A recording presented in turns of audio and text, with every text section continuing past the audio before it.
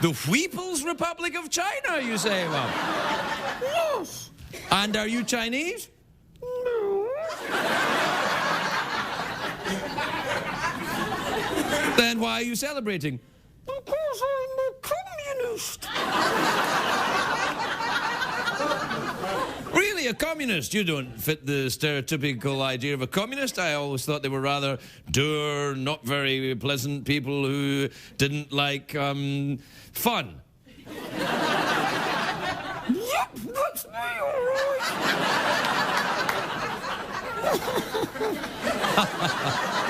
Oh, you...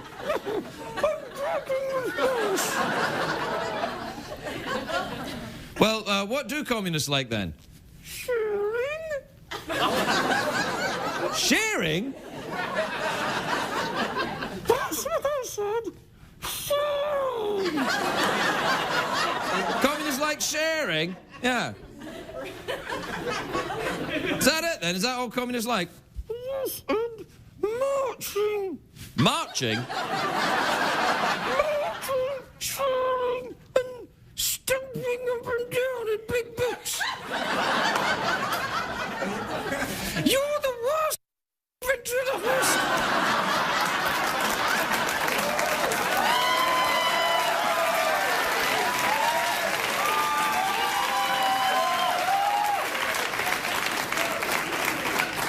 The worst what? Ventriloquist, did you say, Mum? The worst ventriloquist. Well, the good news is you won't have to pixelate it, so that's good. You're the worst ventriloquist. Yes, I'm sorry about that, but here in America we prize liberty over ventriloquism.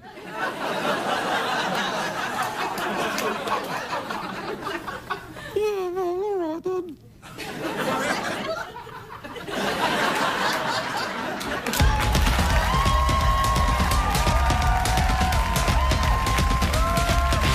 The Late Late Show with Craig Ferguson, sponsored by Progressive. Visit progressive.com today.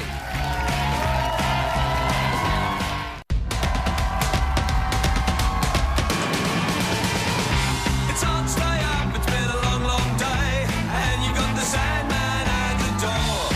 But hang on, leave the TV on, and let's do it anyway.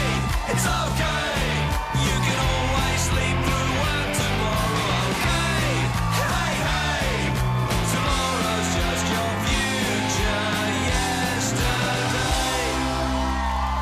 Ladies and gentlemen, Craig Ferguson.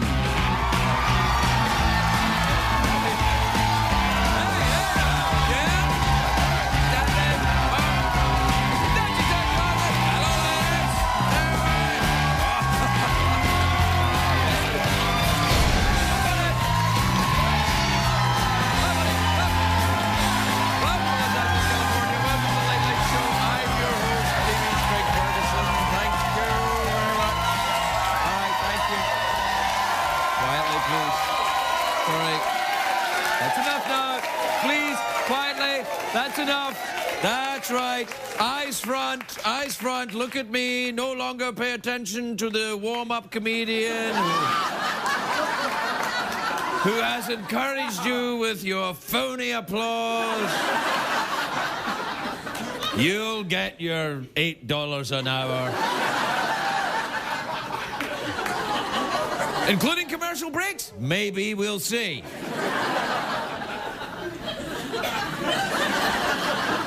It's a great day for America, everybody. Yes, it is. Yes,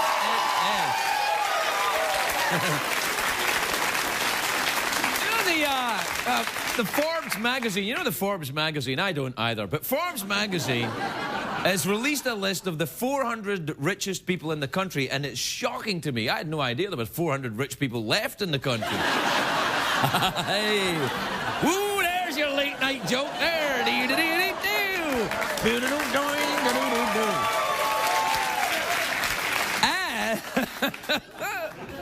Oh, that's one of those surveys said. Scientists are saying people are reporting jokes.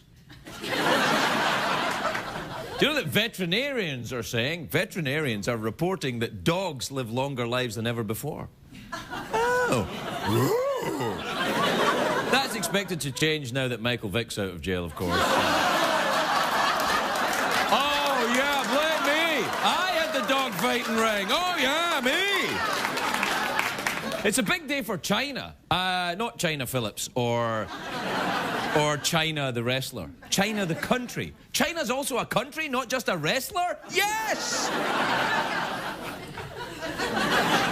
Today is the 60th anniversary of the People's Republic of China. So today the whole country is having a big party to celebrate 60 years of communist rule.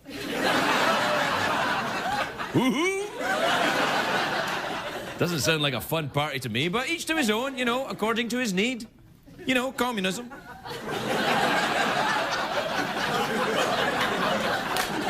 One political historian in Harvard who can't sleep just went, that's pretty good.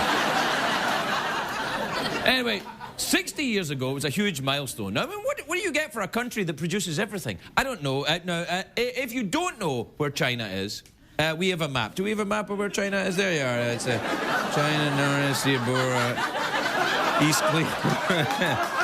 And the little toy factory there. All right. Now, the People's Republic of China turned 60 today. Bruce Springsteen turned 60 a few days ago. Coincidence? Yep, I would say that would be definitely a coincidence. It's hard to believe that Bruce Springsteen is actually older than communist China. Oh, he's getting right up there in age. You'll have to change the name of some of his songs. Baby, we were born to run to the bathroom. Ooh, I'm on fire when I pee. I'm sorry, that's out of line. I'm sorry. Happy birthday, Bruce. Happy birthday, China. Tonight in China, they had all kinds of celebrations. In Beijing, they had the largest fireworks display in history. Now, there's no way for us to verify that it's the largest fireworks display in history, but that's what the government is saying. And if you can't trust an oppressive totalitarian dictatorship, who can you trust? Did you see me spit a little bit there? Hey! Did you see me spit a little bit there? I spat a little bit there. And I was talking about who can you trust? And it went like that. And I'm like, I'm geezering out. Start to spit and everything. I'll start pooing myself during the morning. I want to tell you, China, yeah, also today in China was a massive military parade. It wasn't like our parades. There was no Bart Simpson float, no giant Shrek balloon. It's all about weaponry. It was their chance to show the world the latest in high-tech war machines. They had the nuclear-capable missiles and the superpowered tanks. They had tons of those little Chinese finger cuffs that they could use. Do we have a clip of the parade? Do we have it? Look. Oh, look at that. Gee, oops. See, that's scary. It's only intimidating because of the music, though. If you change the music, it's not so intimidating. Look at this. Look, watch.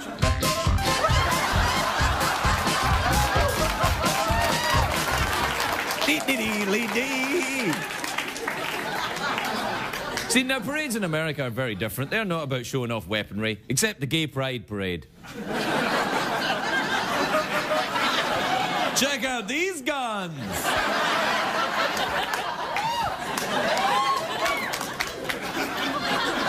Whoa, I'm wearing a jacket. Now, the parade today in China also featured their leader, who's named President Who. Knock it off, that's his name. Although every time he makes a state visit, it's like an Abbott and Costello routine. Because, you know, the guy comes in, sir, who's here to see you? Who's here to see me? I'm telling you, who? Wow, the Susquehanna Hat Company, Bagel Street. It get worse when China appointed the ambassador, I don't know, there. Adopted? They adopted an ambassador? You know the biggest tourist attraction in China is the Great Wall. It's one of the two things you can see from space. The Great Wall of China, Kim Kardashian's ass. These are the two things.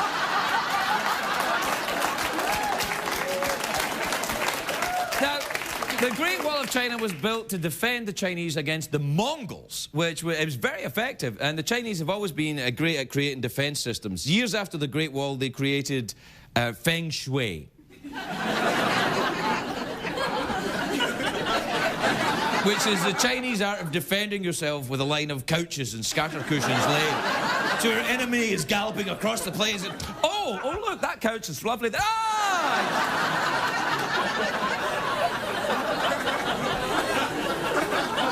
You know that China, when I was a kid growing up, even just the word China represented something exotic and mysterious to me. When I was a kid, my dad used to make what he called Chinese egg, which was a huge treat, you know. And he would only make it when my mother wasn't around and he had to cook. It was a boiled egg with toast cut into little squares and mashed up in a cup. And I would say to my mother, Mum, Dad made us something special. You don't know what it is. It's Chinese egg. And she would say, it's just boiled egg. Your father's a drunk. But...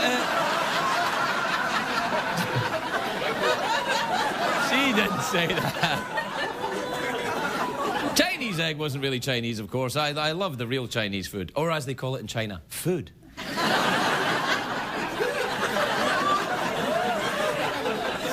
I have to go and spit. So we'll take a break and we'll be right back with more...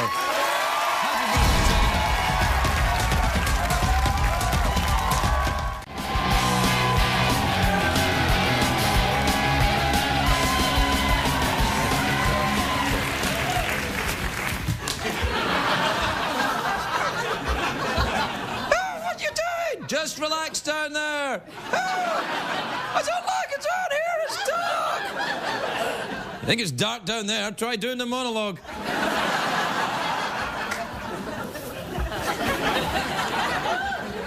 Welcome back, everybody, especially Chinese viewers who are celebrating the 60th anniversary of the People's Republic of China. I don't know what to say, really. There you go.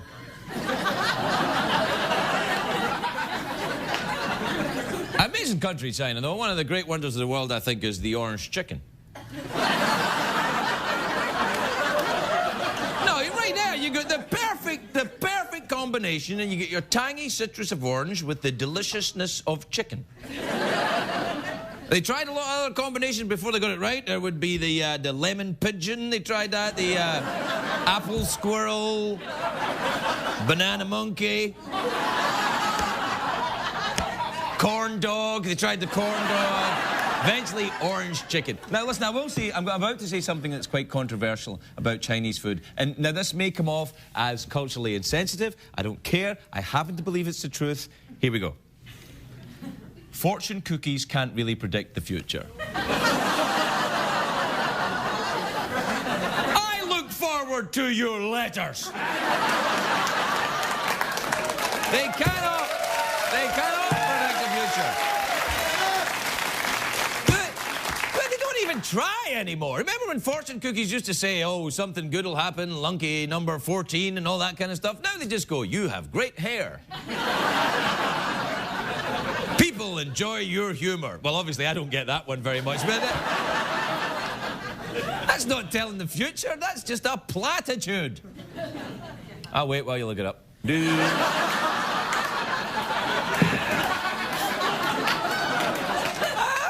yeah. Now, listen, I will admit that some baked goods, not fortune cookies, but some baked goods can predict your future. For example, donuts. If you eat, for example, 12 donuts, it is safe to predict your future will involve a large ass.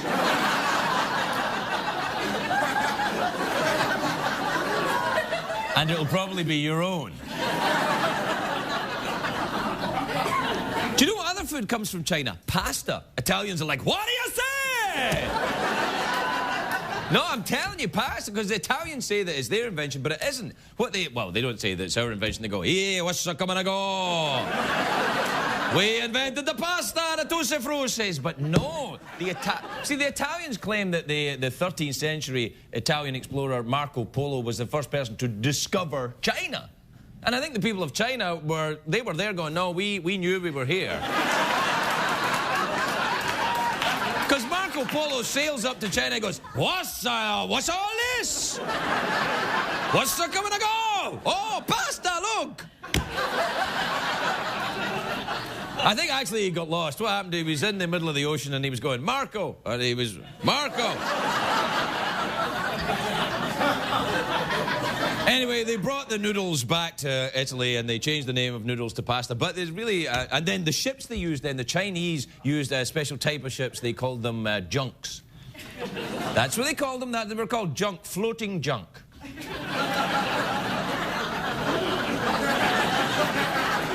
There's a place up in Hollywood Boulevard. You can see... well, you know the rest. We'll take a break. We'll be right back, everybody.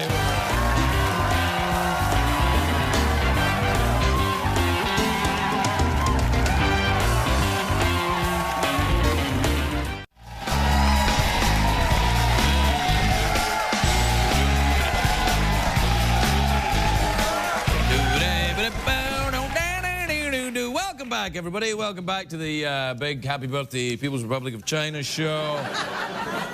We're busy tonight with a lot of communist-related propaganda we have to get through, but do we have time for email? Yes, as long as you do them quickly. I will. Here I go. Thank you. Thank you for recognizing that we're a little pressed for time tonight. You're welcome. I see you've started listening to the producer. Of course. He said, get on with it, do the emails quickly, we can get on. And I'm like, you bet I will, buddy, just me and you. So here I go. You bet. Starting out, you bet I am. Take that, you bastard. All right. This is from Stuart in San Francisco in California. Stuart says, why is it that people look into their tissue after they blow their nose? That's a fair question. It's a fair question. People do it.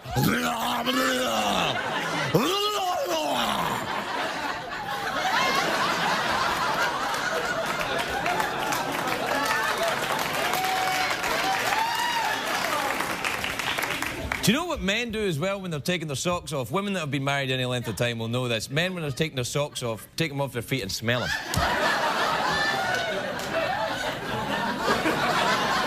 I don't know why I do it. I freely admit it. I do it. I don't know why we do it. It's kind of comforting. It's the weirdest thing, because I was on this very long flight. Well, it was actually this year. I was coming back from Germany. I was in Germany doing a USO tour, and I was on my way back. And I was on a Lufthansa flight, and the flight attendant woman was looked exactly like Heidi Klum. Very, very beautiful. Very kind of, yes, she'll be having some food. She was kind of walking around in a tight little sexy outfit and everything. And kind of, oh, I can hardly move. This outfit is so tight and sexy. I was like, good Lord. Anyway, I fell asleep and I didn't have anything to eat. And she came, when I woke up, we were nearly arriving. I was flying into Boston and I woke up and she said, we have anything to eat? And I said, no, I don't like to eat on airplanes. And she was like, okay, please have something to eat. And I'm like, no, a cup of coffee would be nice. She went, oh, I'll go get you a cup of coffee. And I was just kind of waking up and I did that. And I had taken my socks off and I'd put them in my shoes and I was just getting my shoes on. I don't know why I did it. It was an automatic response. It was...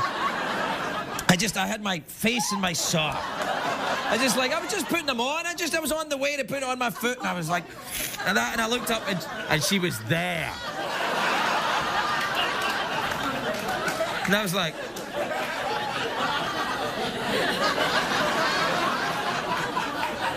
and she was like, oh, I like that. We'll take a break. We'll be right back, everybody.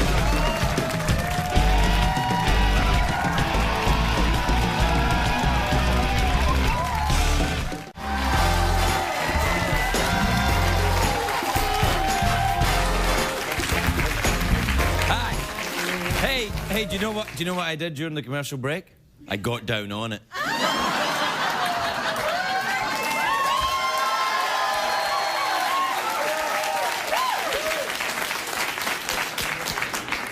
More than once. I don't even know what it means, but it sounds dirty, doesn't it? That's the main thing. My first guest tonight is in the show Medium, which is on Fridays at 9 o'clock on CBS. On CBS.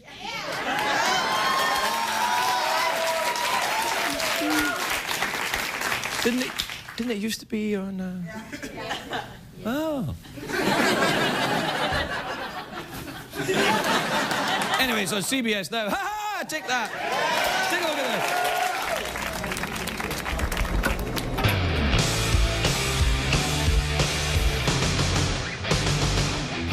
She's my cherry pie. Cool drink of water, such a sweet surprise. Tastes so good, make a grown man cry. Sweet cherry pie, yeah. Wow! Allison? Can I steal you for a moment? That happens to me all the time. Please welcome Patricia Arquette, everybody. Patricia Arquette.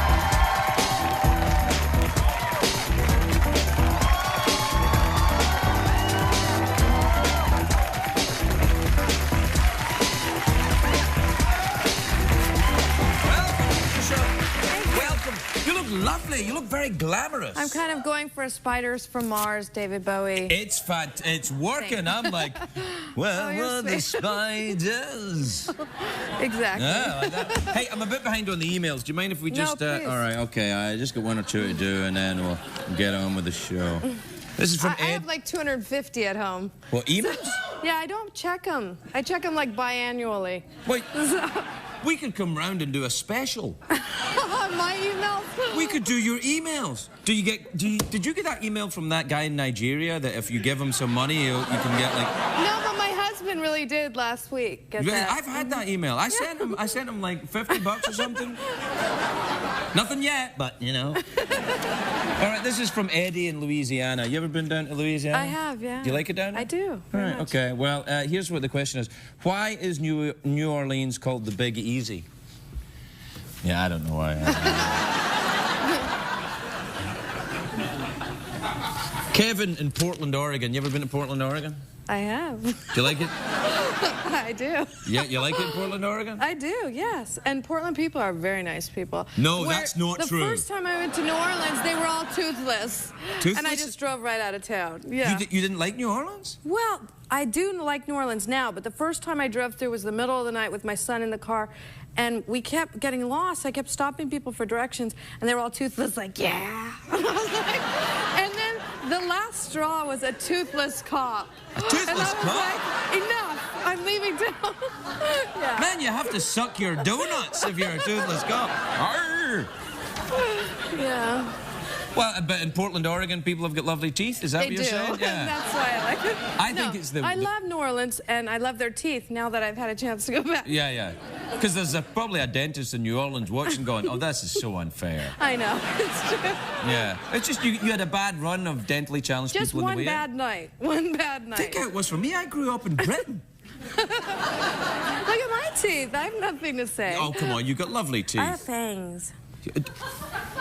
Oh, you do a little bit. Yeah. Do you watch the what's his name? The True Blood? Yeah, that's it. Yeah, do you watch I that? do.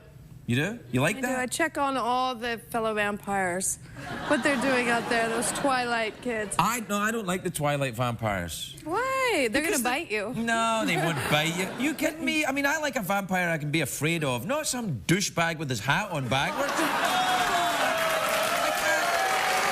I did hear this interesting woman who taught at colleges or something. She was like a vampire historian, and yeah? she was just irate about Twilight. She was saying, you know, when Dracula first came out, the movie, Yeah. with Bela Lugosi, it was like this sexual energy, and he was just going to ravage her, and it was about suppressed sexual energy. Exactly. And she was like, these new vampires are like eunuchs. They're like they're not sexy enough. non-sexual vampires. Right. I mean, because the original Bela Lugosi, when he was in the movie, he would do this with his hand. Yeah, which is sexy. Yeah, well, that's very sexy. He'd come right over and he'd be like, yeah. No, he'd be like, you. But he would do that with his eyes. We're both married.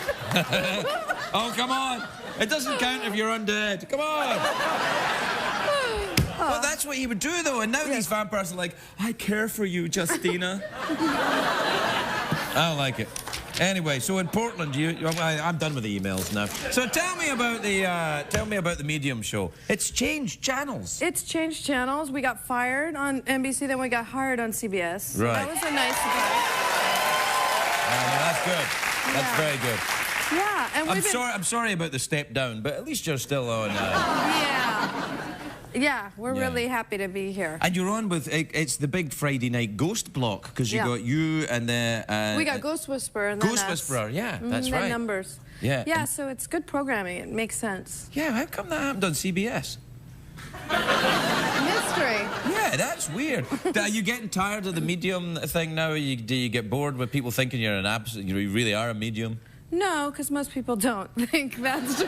They think I'm an actor, but... No, I think you're a medium. That's why I was like, I know. You're scaring me. I know. And you have a big snake cup. I'm creepy. Does this scare you? Are you afraid? A little bit. Really? No, it doesn't scare me at all. Right, okay. I used to do pottery, so I'm not scared of clay. I used to do pot.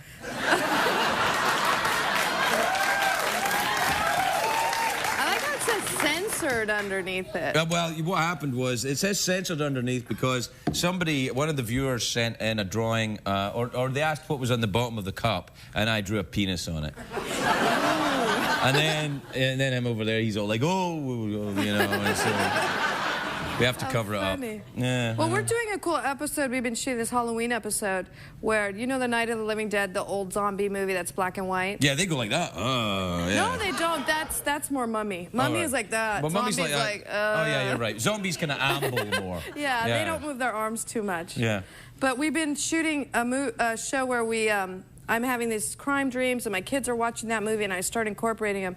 So I become someone who's in that movie. Ooh. So we've been shooting all the 60s black and white zombie attacks, and that's kind of awesome. yeah, it's really fun. Yeah. I'm glad you're on CBS. Me too. Yeah. Because CBS is paying for us to be zombies and fight with zombies. Yeah, well, the C stands for classy, and the BS speaks for its. You know, I wanted to tell you that I've been to China. Oh, you have been to China? I've been there. Did you I was have a there. nice time? I did. It was about 13 years ago or so. Yeah. And the most fascinating thing I found about China, I mean, there was a lot that was very interesting, and politically there was a lot that was upsetting, but one of the things that was really interesting was the babies don't wear diapers in China. What? I swear. I saw this baby, and it was wearing chaps. Like, Are you sure it wasn't just a gay midget? no, it was wearing like pajama chaps. And I was like, what's going on here? Somebody lifted this baby up and held it over the gutter, and it went to the bathroom. And then someone immediately came out and sweeped it up. And I said, what's going on here? And he was like, oh no, our babies don't wear diapers. Which at first I thought was interesting. And then I thought, you know what? There's a lot of people there, thank God, because the landfills filled with diapers would be huge. astronomical. Yeah, I guess. But they're all in sync. They all work together on this no diaper policy, and it works. Takes a village. I don't know what they do at night. I don't know what they do at night. I mean, well, you got to take the baby to outside and hold it out over the...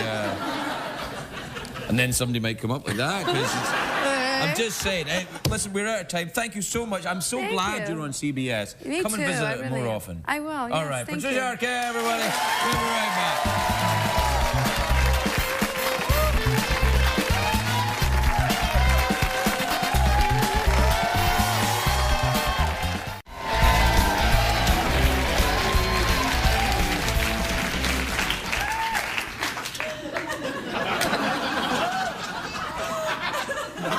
During the commercial break, did you get down on it? I thought you did. You got that look. My next guest is an actor. On a talk show? Is this wise? I'm telling you, it'll work. He's in a new film called An Education. It opens in New York and Los Angeles on October the 9th. Take a look at this. You all right to come have a look at that? I don't know what they said. Please welcome Dominic Cooper, everybody. Dominic.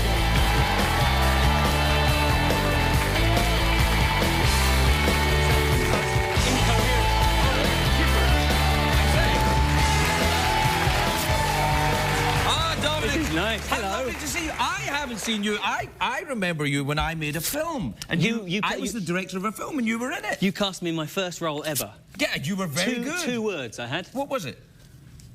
You were good, though. I know, it was a fantastic performance. Yeah. It was about Paul Kerr, I said. Yeah, Paul Kerr. That's Paul Kerr. Well, that's Paul Kerr, yeah. And who was Paul Kerr? I never worked with him He was a character in the film. I'm glad you watched it. It was... Well, I think I was cut out of it. No, you weren't. No, I directed the film. You're in it. I think. You should know. Have I? I don't know. I remember we shot it that day. I remember saying those lines. They came back to me the moment I realised I was coming on. Yeah, no, Paul Kerr. Well, you've moved on. You've gone on to better things Not now, necessarily. Though. No, definitely.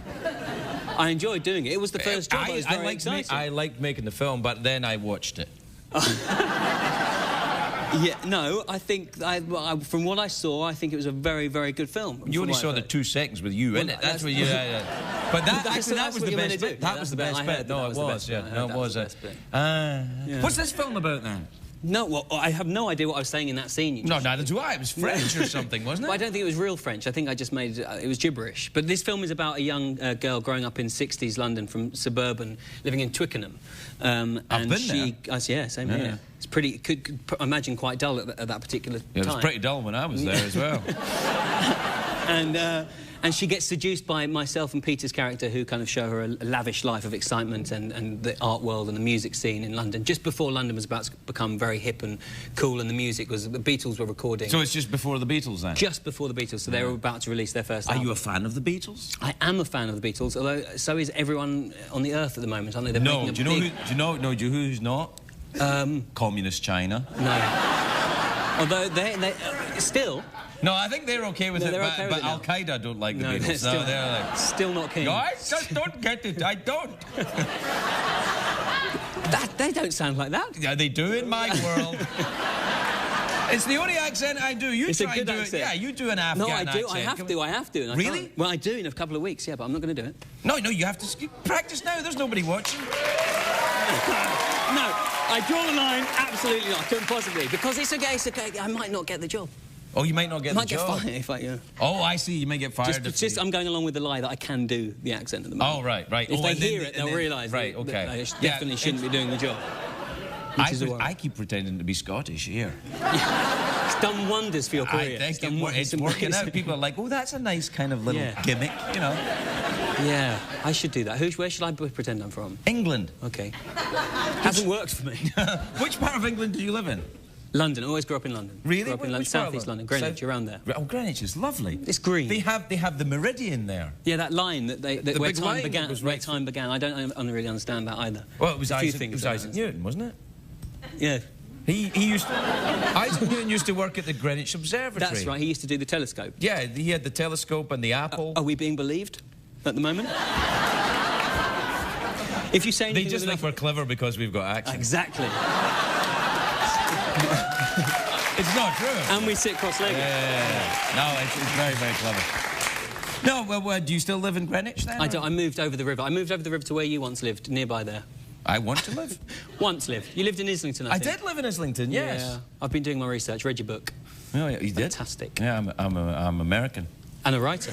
Yeah, I do. I write a bit. Yeah. Not for this. And a director. You've done everything. No, I'm not a director. I thought I was a director. I made a film and went, oh, not a director. You honestly... Yeah.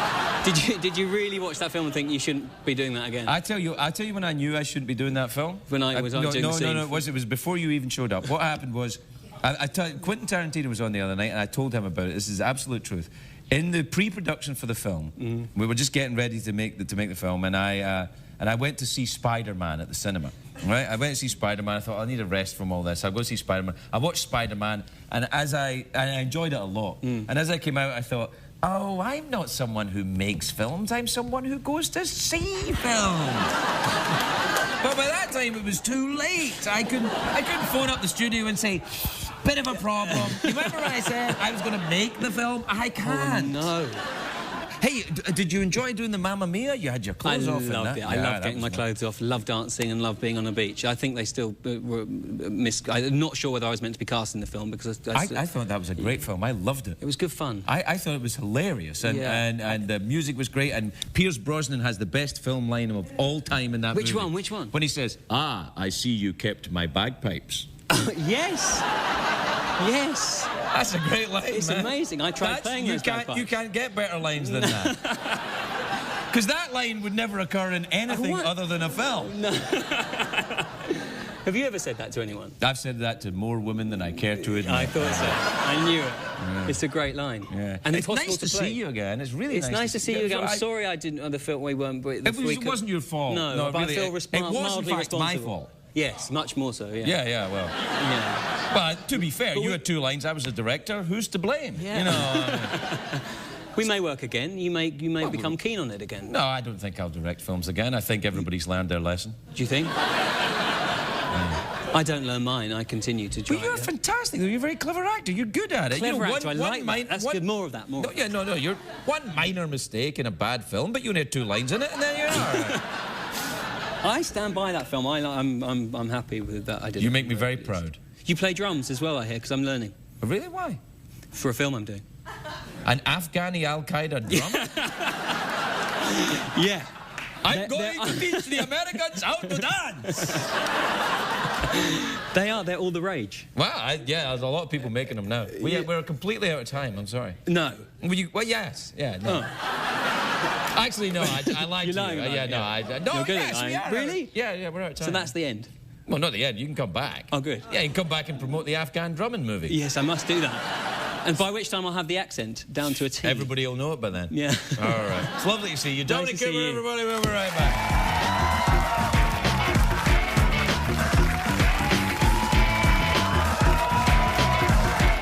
What did we learn on the show tonight, Greg?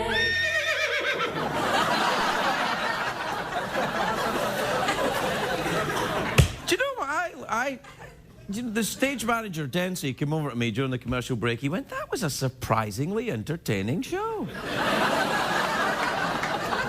And you know what? He's right. I kind of enjoyed it. However, the truth of the matter is I didn't get through the emails that I planned to get through. So here's what I thought I'd do. Throw them away. No, we'll do emails tomorrow night.